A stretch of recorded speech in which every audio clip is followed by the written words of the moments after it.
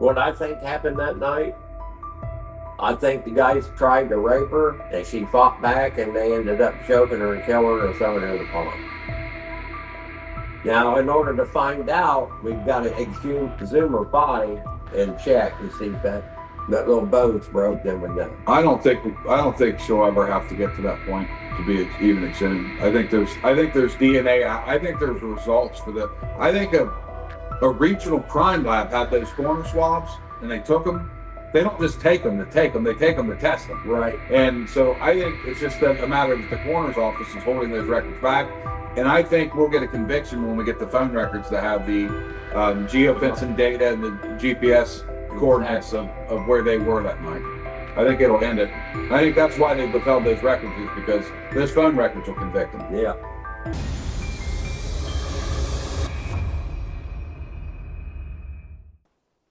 Right. What were you guys told happened to the swabs? Destroyed. So if you remember going on the documentary, you hear the judge talk about the corner swabs. Yeah. And what they did was they mischaracterized the corner swabs. Didn't call it a rape kit or a sexual assault examination kit. They called it corner swabs. And so they mischaracterized it so that it kind of slipped through, I guess, this destruction order, and then Judge Ruddock signed off on it. He knew what he was signing. But I mean, you would think that he would evaluate the evidence, and a red flag would have occurred when he saw corner swabs. I mean, it obviously means you're dealing with someone dead, right, and deceased, and murdered or raped, and swabs would be DNA, right? But he's playing the incompetent card on that one, and I don't agree with that. Right.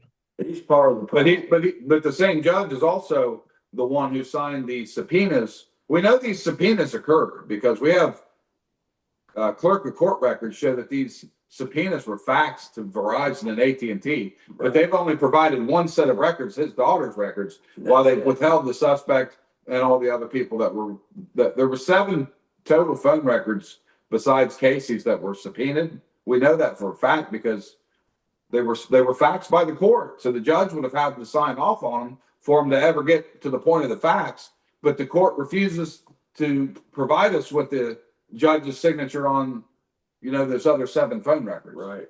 It brings us to an interesting point here, which is that even though you have been told officially that they believe that Casey's death was an accident, they still won't release things because they're calling people uncleared suspects, right? Isn't that the phrase? Yeah, uncharged suspects. Yeah. Uncharged suspects. Uncharged. Yeah. So if there's uncharged suspects, that implicates a crime, right? It implies a crime. Well, it implicates an open case, but I'm assuming that they're not treating this as an open case, right? Oh no, it's closed. No, they're treating it as a closed case, and that they, like the mayor said, he stands behind the Wilmington's investigation. It's concluded, and it's a closed case that has uncharged suspects, which makes very little sense. Well, so the appellate court ruled against Greg, and he wasn't allowed to ever see these videos of what the suspect said.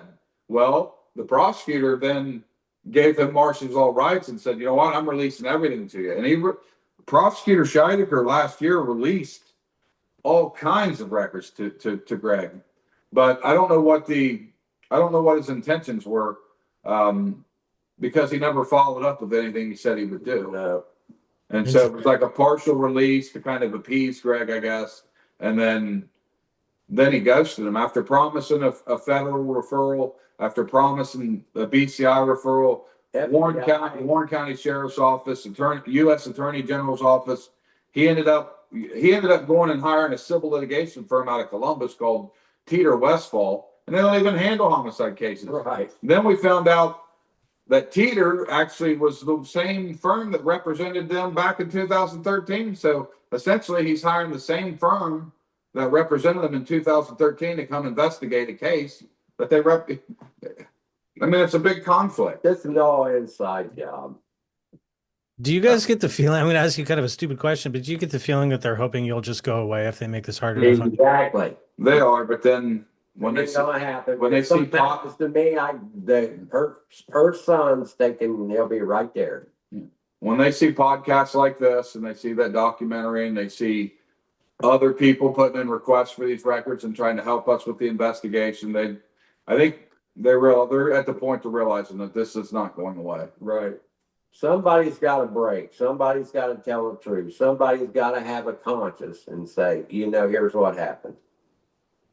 Well, what really strikes me about this story is that there, in every case like this where there's the possibility that it's an accident, you can't really land there until you rule out all the other suspicious things, and they just haven't been ruled out. So look into it. No. That's the thing. There's still questions that are unanswered, and until they're answered, why should a father accept that? Yeah. Right. Well, and there's also a lot of unsolved crimes.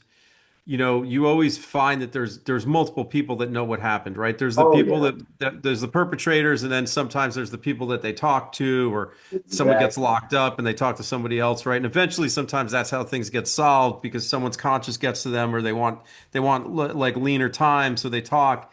But with this, it seems like the people that actually know may be the people who are supposed to be doing the job to put these guys behind bars. That's who knows exactly what happened. And that's why they're not behind bars. Well, and it's, what's wild about this whole thing is, and I don't know if you've ever heard of a case like this. Have you ever heard of a case where the prosecutor recuses himself, but then later shows back up as the controng authority in the case again? That's not how it's supposed to work. I don't think I've ever heard that. So this prosecutor, let me tell you just a little bit about him. So Prosecutor Scheidegger, and like I said, here's a document from 2013 regarding the request for Casey Pitzer's case file. And on the third page here, you can see it says that Josh Riley and Brian Scheidegger are tagged in this email. And it says right up in there, Isaac, Wiles, Burkholder, and Teeter. Well, fast forward to 2025, last year, he filed an appointment to have Teeter Westfall appointed to investigate his daughter's case, after telling us that the FBI would, that there would at least be a referral done to the FBI, BCI, Warren County Sheriff's Office. And instead of having a legitimate firm, investigative agency, he had a civil litigation firm investigate the case.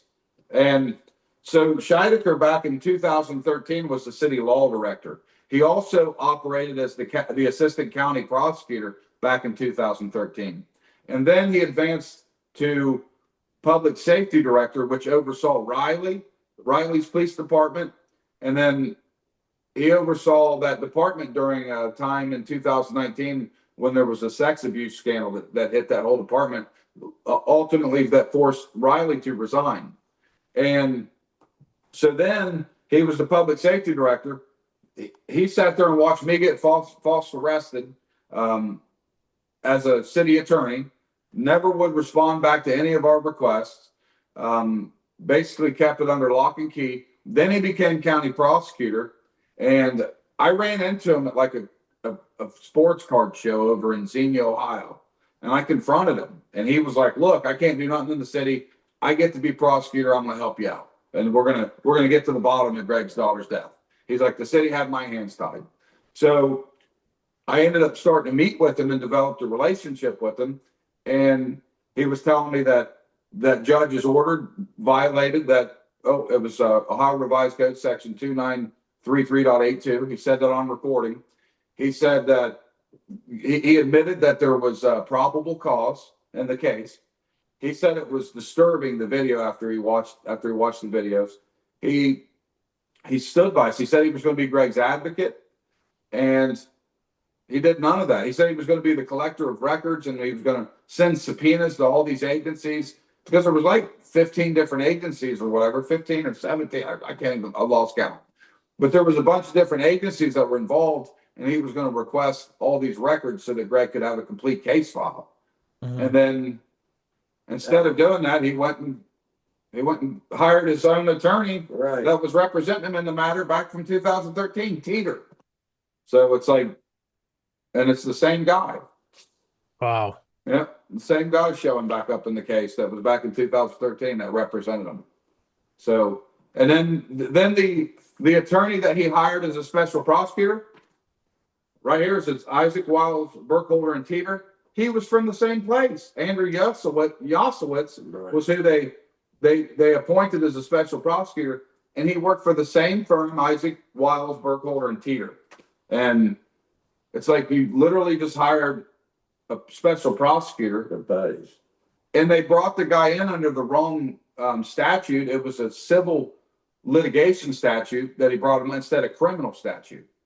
And so the guy didn't even have the authority to even prosecute under the statute that they brought him in under. So, Wow. I mean, it was, and guess what he is? He's a Corsa insurance attorney. I have him with the email that he admits that he's a Corsa panel insurance attorney. And that's what this firm is. They work for Corsa. Right. Wow. I have a specific question. Speaking of some of the evidence, when did you guys get a hold of the autopsy photographs? When were you allowed to see those? Was that during the initial disclosure? I got a few right back when it happened, but they covered her face. Yeah. So back in 2013, when Greg requested records from the Montgomery County Coroner's Office, they provided him an envelope that had 5 photos with her face blacked out. So that was just kind of trying to appease him back then with a very partial review of the file. And like I said, when he went back to get the full autopsy photos from the same place that's already provided records to him, they said, no, we can't do it. You got to go to Clinton County. And it's like, Greg, when you got those initial photos, was the neck the injuries to her neck that are apparent in what I've seen, did you see that then, or did you not see that till much later? They were covered up. Interesting. Yeah. Blacked out all her head. So then after the blacked out pictures he got in 2013, then we got a request from our coroner's office through a subpoena that included more photos. And in the photos of the autopsy from Montgomery County, it has her neck crimped down tight like this. Where you can't see. Like her neck's crimped down. And it mentions in her autopsy that her neck was unremarkable, that nothing was there. But we know from the on-scene photos, we can see the mark. Right. And so they never described the mark. And then in the sonar image, there's a rope and milk crate listed in the sonar image. And that's never even mentioned beyond just being labeled in the sonar image. That's Right. fresh. So it's actually it's actually the on-scene photos where you can see the discoloration on her throat. But when you got the autopsy photos, it was, for whatever reason, her neck was obscured every time you got them. Yeah, it was cranked down. There's no picture of her neck. And in the autopsy, in the autopsy that was written, it says her neck was unremarkable. But were there any reports from the scene from the investigating officers that noted that it looked like there was any violence to her body of any kind? The same people. Riley was part of that. Well, they just claimed that there was like a 1-by-1 contusion on her right thigh, and that was it. And a bruise. But no mention of the discolorations on her throat and what that may have been. No, but they did mention that they were looking for like signs that she would have been over a barbed wire fence. But the only photos that we got of her hands is with her like holding the grass and like literally when she got to the coroner's office in Dayton after transporting her, she still had the grass in her hand. And so they destroyed it. They threw the grass. yeah, I mean they destroyed everything. Everything has to do with this case has been destroyed. Been buried. Well, the physical evidence. So touching on the grass, so the Montgomery County Coroner's Office on March 18th, 2013, they claimed to have found grass or potentially human hair on the drag hook. So Josh Riley sent this evidence off to the Montgomery County Coroner's Office of grass that was found on a drag hook. Well, they tested the grass. They really fast. We got chain of custody records for this grass that was found on the drag hook. All kinds of different names that handled the evidence. And we got pictures of the evidence. And we have where they did a forensic testing on it. It was aquatic. They deemed it as being aquatic. Well, the grass that she was found holding, that same test was never performed on on the more important grass. Right. That she was found physically holding. But it was on the grass that they found on a drag hook. They provided those chain of custody records to us, but none on the physical evidence that was found on scene when her body was recovered. Did they ever, as far as you guys know, did they ever examine the truck? They claimed they did. Like he claimed he looked, and it was the car. And Yeah. so they Sorry, the claimed they car. looked in the car. It was like a 1990s Ford Taurus SHO, and they claimed they looked in the car. He claimed he looked in the car, and it was mentioned in the report, but it was vague, and no photos were ever provided. But So nothing it's like to all see if there was mud inside or Nothing, anything like that. Nothing in the trunk. Nothing. He Nothing. sold the car right after that. Yeah, it was. Yeah, we heard he sold the car after that as well.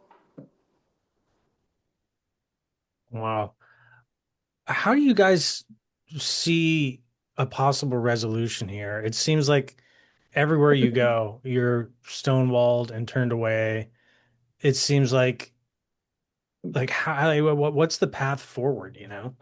Somebody's got a conscience. There has to be a neutral prosecutor. Right. According to Marcy's law, he has a right to confer with a neutral prosecutor. We can't find that. But he has a right to confer with a neutral investigator. The police in the coroner will not even take his supplemental report. No. They won't take the supplemental evidence. They won't speak to the new witnesses that are ready to come forward. They won't take any of that. We tried to approach the former chief and he ran from us. Like he takes off running. Right. He'll sprint away from us. And it's like, if there's nothing to hide, then why are you guys running? What are you running for? Right. I mean, if I was the police chief and I did a death investigation, or if I oversaw a department that did one, I'm going to be able to look the family in the eyes and give them clear answers, not run from them. Right. I mean, my next question would be, you know, if somebody watching this knows something about this case that hasn't, you know, been made public yet, where would you want them to take that information? Because it sounds like the normal places might not be the right place. That's such, guys, it's normally such a straightforward question for us. And I think in this instance, it's not that straightforward. Yeah, it's a little different this time. So what would be your thoughts? Yeah, I mean, bring it to us. I mean, Bring it to us, so that way, don't get destroyed. Yeah. Big thing. I mean, I think trying to report it to the, like right now, the Wilmington Police Department has jurisdiction in the case, but the police chief, he won't even respond to it. Yeah, he won't talk to us. He told us that he couldn't release the Tammy McKay interview video until Prosecutor Brian Scheidecker gave permission. Well, for one, he's already gave permission when he designated him as a Marcy's Law victim. Exactly. And gave him disclosure documents. And now he's reemerged as the gatekeeper of the records who has to give permission to release when he's already recused as a conflicted prosecutor. So how's he even involved? He literally just made a filing in March regarding the case, so he's still making filings in the court. Right. Like, then he's recused. And he's overseeing the evidence. I mean, it don't. Wow. A neutral prosecutor is what we need. We need to tell that chief. It says he's recused. And you know, I mean, I've even had the FBI come to my house back in 2020. June of 2020, I had FBI agent Nathan Holbrook come to my house. I've sent him it's got to be 2,000 emails now, over 1,000 for sure. And nothing. I mean, he's seen some heinous stuff. And I know there's federal crimes. I know there's evidence of like conspiracy. Like we're talking like USC 241 and 242, conspiracy to deprive rights and the deprivation of rights. And I think he's definitely got that. I think this is a RICO worthy case, and they're nowhere to be found. You know what jumps out at me, guys, is like the fact that there's so much silence and deflection, right? Whereas if it really was a case of, you know, the people who know everything here thinking that you are really on the wrong track and this was obviously an accident and that you just have it wrong. No one has taken the time to sit down with you and look you in the eye and just say, Greg, I'm sorry. I know you feel this way, but let's talk about this for a minute and let's look at the facts. Like I know it's your daughter, but you've gotten carried away. You know, no one's done that. It sounds like it's just silence, which makes you feel like, of course, there's more questions and nobody wants to talk about it. Right. And if there was nothing done wrong, why are they trying to protect themselves so much? Right. You know? Right. So we know something was done wrong. We know it was been covered up. It's just a waiting game to see who finally says I got a conscience and I can't live with this anymore. Yeah. So the next thing that I'm doing, I'm filing a federal injunction in court. I'm doing it in my individual capacity, you know, and they keep trying to come after me for practicing law without a license. It's like, You're a victim rep. I'm a power of attorney for him. Right. And, I'm filing in my individual capacity because I'm entitled to the records that he's entitled to because I'm helping him. Right. But every time I do it, they try to say I'm trying to be his attorney and I'm not. So I'm getting Wait, ready who to has file done who has tried to stop you saying that you're practicing law without a the license? Ohio Supreme Court. I've been under investigation and I've had these prosecutors have filed complaints against me. I'm being alleged in the case right now that I filed a martial law enforcement complaint against Brian Scheidecker to just basically do what he's done, said he was going to do, and to tell us who the neutral prosecutor is. And I'm being alleged in that case now as practicing law without a license. So they just keep doing it, and I have the right to represent myself Exactly. and to go after the things that I'm entitled to for, which is his daughter's records. So I can't really say, hey, I'm not his victim rep or not his power of attorney, because then I wouldn't have any entitlement to those records. Right. But when I mention it, then they claim I'm practicing law without a license. And I taped the guy. The one guy called me up and he told me, he said, I know it's called power of attorney, but when you tell people that, we understand you, the courts understand you. He's like, but others in the community might get confused by that. So I guess someone's subjective thoughts on what they're interpreting the law as is the reason that I'm being.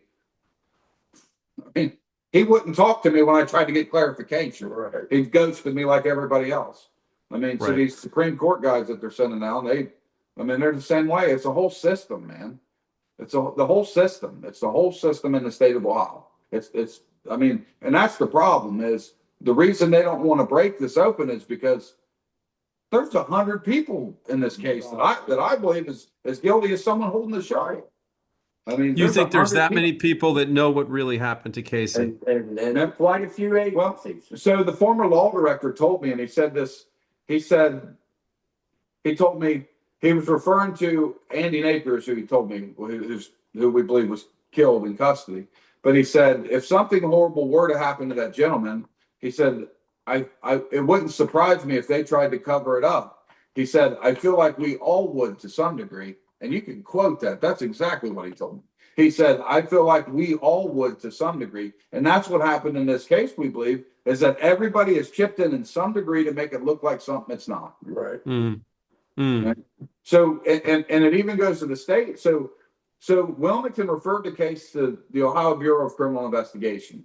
And they did what they call a cold case checklist review on the case. But in that cold case checklist review, there was only one instruction on the whole page, and it said if you check the box no, write reason in the comment box. Well, the girl that Special Agent Asia Mason, the one that conducted the cold case review, and she checked 17 boxes no, and only wrote one time in the comment where she marked no one time. So there were 16 boxes that she should have wrote the reason in. Like she said, there was a complete case file. She said that there was no proceedings on the case, even though there was subpoenas and grand jury subpoenas issued. She said that, like, a lot of the things that she said was inaccurate. She said there was no outdated video. Yeah, there was. And we're waiting on that video now, enhanced video. Yeah, they've had it for a while. They won't give that to us. Yeah. And it was sent off to be given it to us. It's the state. I mean, it's everywhere we turn. The Supreme Court has denied my filings against they're just allowing these attorneys to continue re-victimizing him and his family, and then I'm guilty of UPL for saying anything about it. Right. So it's their way of threatening me to stop it. I told them, I said, we'll just have to go to court and talk about it. Right. I mean, if you guys want, I just so the audience doesn't, because I think why would it go that high up? Because I think people can understand corruption on a small level. People can understand cops covering up for each other. We've seen that before many times. But what you're suggesting is much larger, and I want everybody to understand why you're saying that, so that it comes across in a believable way. To be honest, because it's a big claim, and I want you guys to get that message across. So I think one way to do it is look what others are saying about it. Go to Google and type in the Ohio Disciplinary Council, the Supreme Court Disciplinary Council, and look at the Google reviews. Look what other people are saying about it. They're saying they had evidence, dead rights, have these people caught, and it's nothing more than just I think one person said it was a social club for misfits. That's what they referred to it as. It's like they just met it. We're not the only ones alleging what we're alleging here. There is a group of people.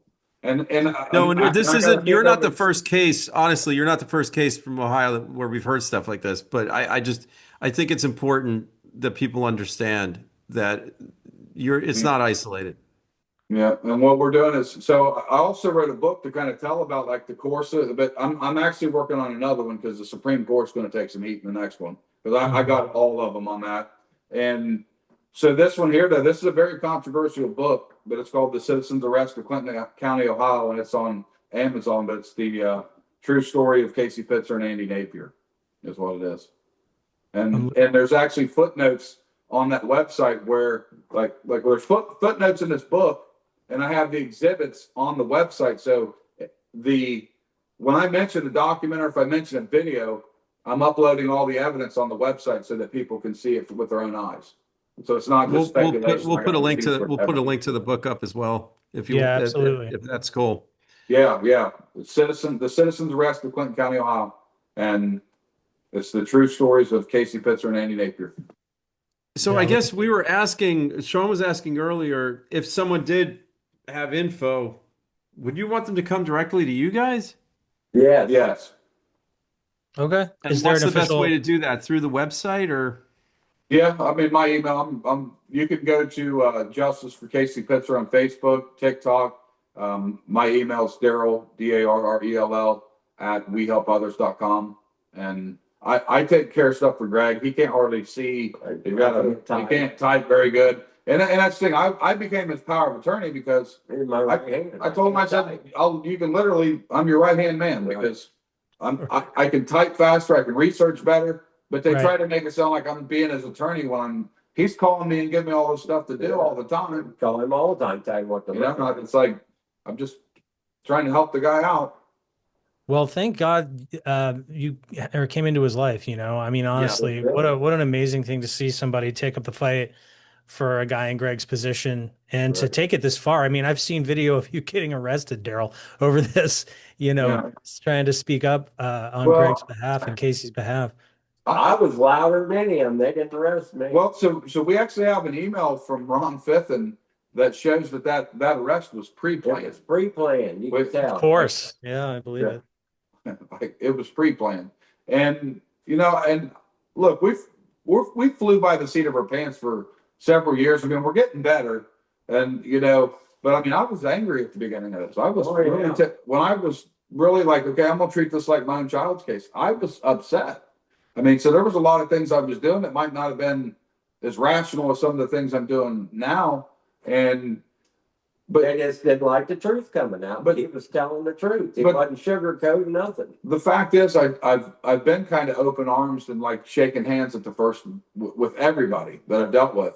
It's when we face manipulation, deceit, lies, and being ghosted. That's the thing that bothers me the most. Like the chief right now, he was ghosting me. Like he's just not going to respond. So the way I'll respond to him is I'll go on there and I'll diligently find every police officer in his whole entire department, and I'll tag everybody. I'll make it a whole group email. Right. I'll tag all county and city officials and everybody, and then I'll make it where if you don't want to talk to me, I'm gonna let everybody know what you're doing. Right. So there you go. I mean, we're sick of getting played around in the games and being ghosted and lied to, and we've found ways to kind of make people either resign or get out of the way. Get up, do your jobs, resign, or get out of the way. Let me ask you this as a way to sort of bring it in for a landing. In your ideal version of the outcome of this whole thing you've been going through and all the fights that you're fighting, what would you like to see happen at the end of the day here? Prison. A lot of people going to prison. I think murderers should be at life. Well, and the accomplices should at least get 20 years. I think the word is accountability. I think that's accountability. Everybody's accountable for what they did or didn't do. And I think that's it. I think everybody, and this is what's going to hold them accountable. Documentation, proof, and if nothing ever gets done, we're at least going to get the exposure. Right. We're at least going to, the court of public opinion is going to at least know about it. Right. Well, that's one of the Right. best tools in your kit right now, I think, is doing exactly what you're doing, taking it on podcasts, TV, radio, whoever will have you, and shouting it from the mountaintop, because if it's falling on deaf ears at the governmental level, the only thing available is public pressure and public awareness, right? So, Exactly. yeah, well, you're doing it right. Yeah. Thank you guys so much for Yeah. taking And the and time. Of Thank and you. kudos to you Thank you guys. for And having us. course. no, Greg, the fact that you've got the energy and that you keep going without having any He's answers borrowing my after energy going too, through though. this is Yeah. incredible. I just turned 70, so Yeah, he's been borrowing my energy and my right hand. You guys make a good team. I really Yeah. sincerely hope you get a resolution. we've got a good team. We've got a couple other guys real good. Yeah. Yeah, there's probably like 20 of us now, though. I mean, there's a Right? lot of There's different been people. more and more since that documentary came out. We've got a lot of people working with us now. That's fantastic. Right. Well, if you think we should talk to any of them, because you guys did a really good job here, but if you think there's something to be gained from another interview with anybody else, let us know who it is that you think we should, and when we'll do it. Okay. Okay. That sounds great. Yeah. Because I know there's a lot of people on the email, and we've spoken. It's a big conversation, but you guys are obviously right at the beating heart of the whole thing, which is why we wanted to talk to you first. But we'll follow your lead if you think there's somebody else we should. Yes, I do think there is. There's actually a former chief of East Cleveland that's looking at the case right now and doing a full investigation on it. Oh, I wow. think he's got some influencers up there in East Cleveland and around Ohio. And I think maybe after he concludes, I think maybe doing a follow up and you That'd guys be great. talking to him would be a great idea. We would love to. Yeah, and I think not that you guys don't have legitimacy, but like anyone who's been in that position, it's going to add some weight to it. Well, yeah. Always. But he's a homicide be great. detective and he's neutral. So I mean, it's like Right. he's somebody. It's not you're not hearing it from us. I mean, so then hopefully it'll give you some neutrality in your reporting. So. Well, it's like we talked about earlier, when it's not just you guys saying this, right? When you bring in somebody like that who has the experience, comes from the outside, takes an honest look at it, and says, "Yeah, this is really fishy." It means a lot. It means something, Of course, it's understandable that somebody's father would be upset, like we get that, but having that other kind of stuff helps too. So, Exactly. well, thank you both so much. My heart really goes out to you, and like I said, I hope you guys get answers here. And like you said, Darrell, accountability, right? Like that's the key word, and it's the word of the day. Yeah, accountability and any justice for the victims. So I mean, that's that's kind of accountability kind of includes justice and prison and all the things that that go along with that. So yeah, right on. Wow. Well, guys, thank you so much. Let's you. definitely stay in touch. We appreciate your time. Yeah, Thank you for having us. Thank you. Thanks, guys. Okay, take care. Yep. You too. Take care, guys. Bye. Thank you. Well, it's a lot to chew on, that's for sure. It's a lot. It's hard to sort of keep our normal, sort of like balanced neutrality on a case like this. I hate to say that almost, because we are so careful, and I feel like our audience appreciates us being careful. Yeah. But it's there's just a lot of questions here that I think do deserve to be answered. It's one of these ones where I don't pretend to know what happened. I know what Greg thinks happened, and I think pretty sure Darrell agrees with him. To me, it's like, why can't we just cross that off the list? It seems like that hasn't been sufficiently negated as far as a theory of events that night, and it's easy. Just it doesn't seem like we should be concluding this yet. It reminds me of Chance Engelbert a lot in that way. Where it's like, okay, well, we know we found the body. Another thing about that comes to mind is, I'm glad you brought that up, is it's just assumed that this girl was able to like get through this mud that by their own admission the cops had to put planks down on and everything. And it's like she would have had to make this trek. And what I'm wondering is, well, what do they think happened? Like, how did the guys get her into the water? But obviously it would have been easier for them. But it does ring a lot of the same bells as Chance, right? Because where his body was found with that storm going, it's like, it would have been really, really difficult, for him to end up where he was. in those weather conditions and everything. And, for Casey to end up where she ended up, to do that on her own, it's there's an improbability about it, right? Yeah, exactly. And I think for me, it just all comes down to if it was that open and shut, it would be that open and shut, right? And somebody could really sit down with Casey's family, like Greg, and just Sure. show all the evidence and be like, Well, here's why that's we that's think what it. yeah, I think you Like, hit on here's something really interesting there. Like, what is the official narrative? Like, right. you've never seen anything. Like, I haven't read anything. I haven't come across anything that lays out exactly what they think happened. That, like, how did she get over there? And, you know, uh, uh, it just it doesn't really add up. Yeah, and just the fact that, all these little things like the grass being clutched in her fingers. I mean, that doesn't sound like Hmm. someone who voluntarily went for a dip in the middle of a frigid, freezing night in a cold lake for some reason, walking through, thigh-high mud and climbing over a fence. Like it is like Right. I Like don't getting see it. off the yeah. I don't want to come across as like, oh, True Crime Unsolved is the channel where these guys never believe accidental deaths happen. Like, I understand that they do. I know that a lot of the time we're talking about intoxicated people late at night, bodies of water, wilderness. Like, yeah, accidents do Yeah. happen there. Totally agree. That does happen. But usually we don't select those stories to tell on our channel because if we believe it's an accident Yeah. and where it Look, I'm doesn't not really. saying that, Casey wasn't drunk. I don't think she could have put down 16 shots and 8 beers. I just don't think that's that was the number, right? Yeah, yeah, it sounds like, I you buy your friends shots and stuff. That's right. probably I what was mean, happening.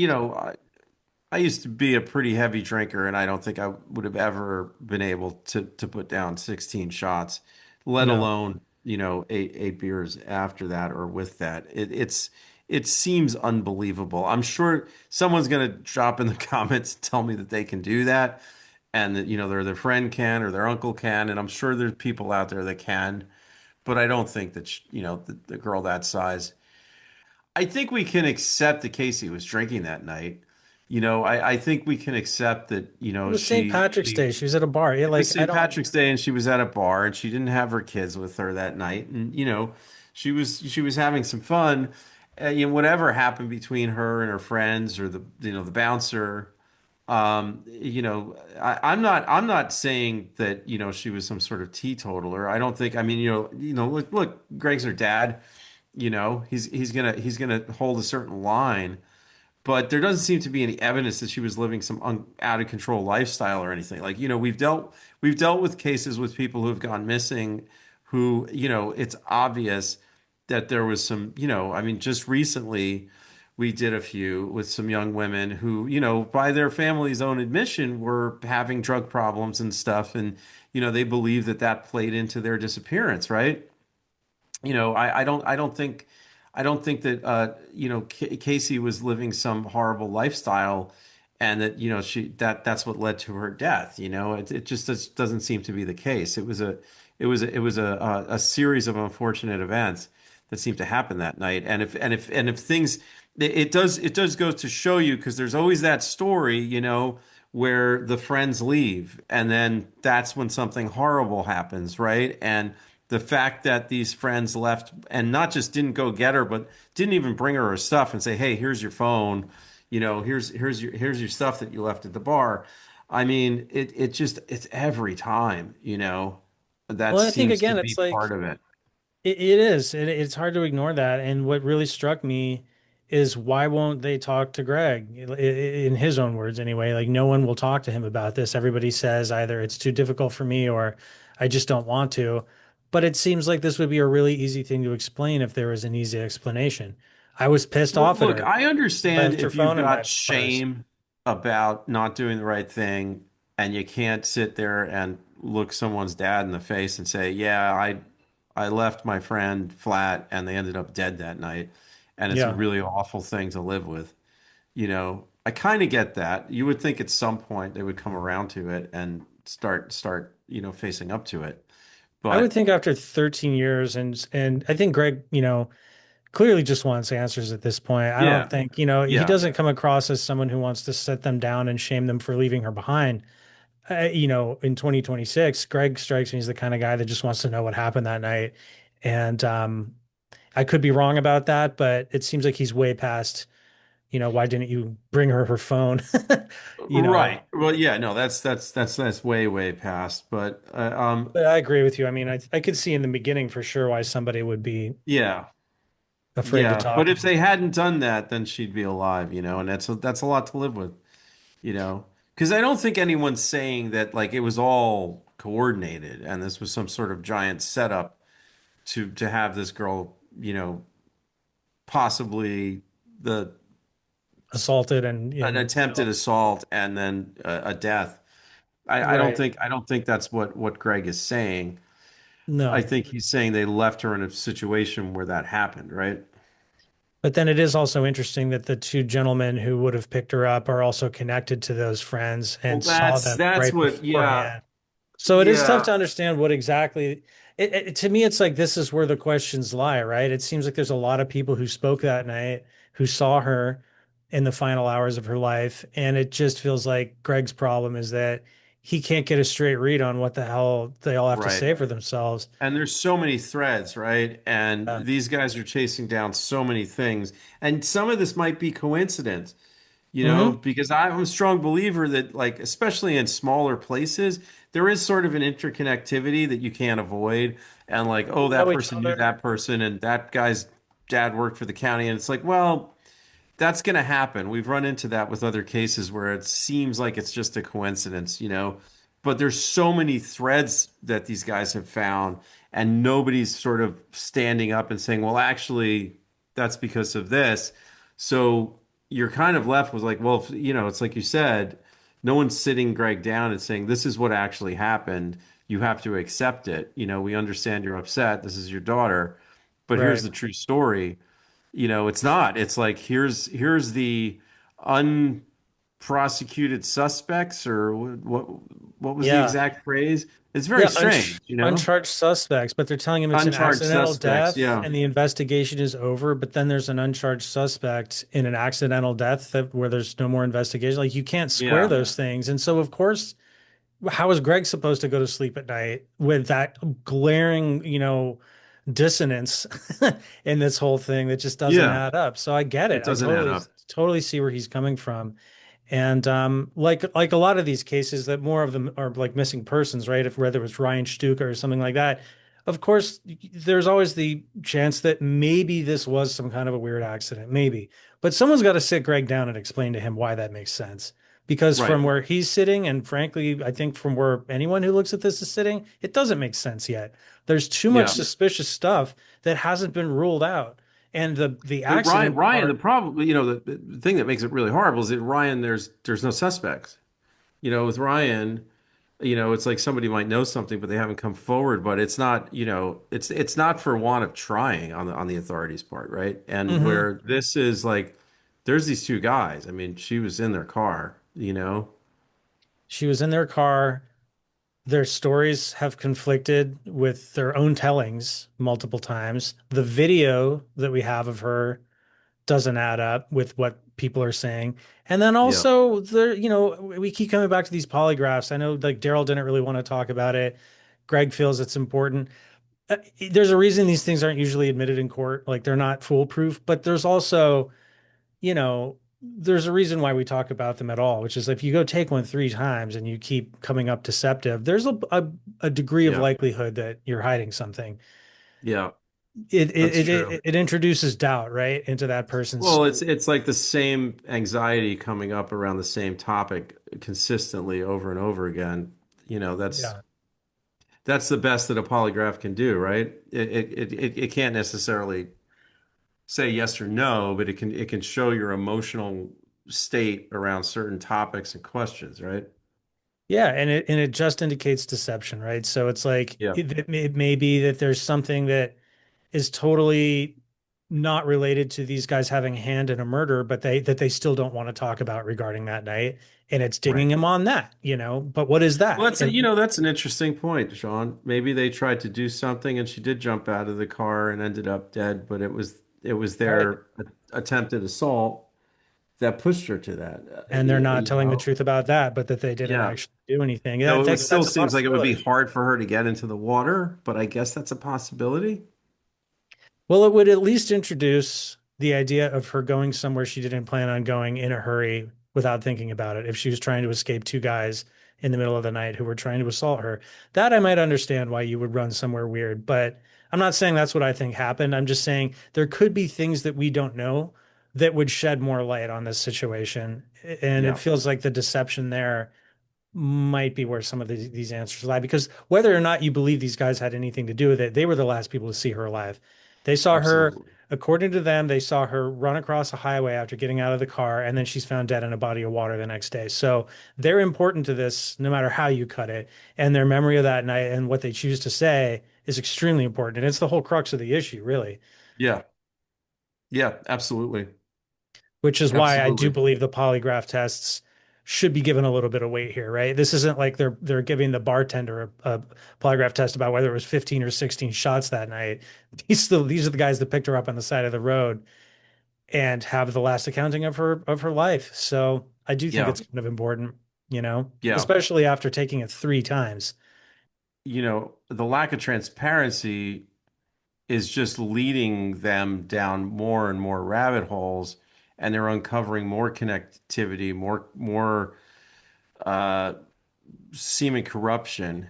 And and if the people that were on this case wanted to put a stop to that, they would at least do what you said, sit Greg down and have a real conversation with them. And you would think if they were able to do that, seeing how much noise Darrell's making, and now that he's got even more people involved, and we will interview more of those guys, so you guys will meet some of them as well. I mean, it seems to almost be like a movement is being started, and you would think that the authorities would want to stop that, if this was a simple thing and it was just like, hey, listen, this is really what happened. Your daughter was in a really bad state of mind. What we figured out is that she got out of the car here. She made her way, across the road and got over the fence and got through the mud. And this is how we know that. And then she ended up over here. Uh, you know, it just doesn't seem like any of that has been forthcoming, and that they've almost been dismissive.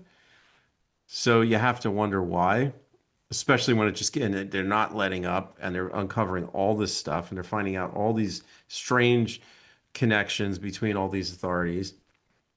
Well, you know what I think would be helpful is if they would release those cell phone records for everybody that night, because that would tell Right, you because they more said or what? They less. said that like seven different people's cell phones were subpoenaed, right?